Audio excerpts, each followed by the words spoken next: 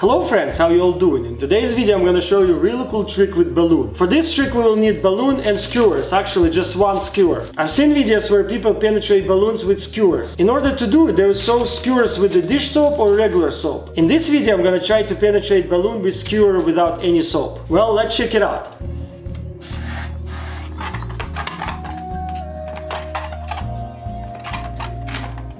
Alright, here's my balloon, and as you can see I'm not using any soap at all.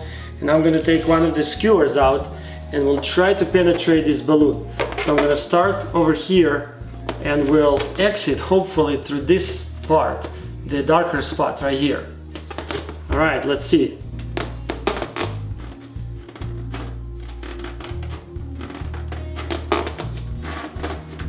Okay, let's see. Okay, here's that spot right here. Oops, not there. Right here.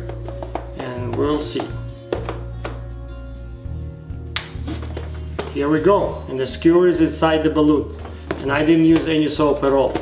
That actually works. Well, that's pretty much it. As you guys can see, it's possible to penetrate balloon with the skewer without using any soap. And I hope you guys like this video. Don't forget to subscribe for more videos. And I'll see you next time. Let's see if it's gonna work.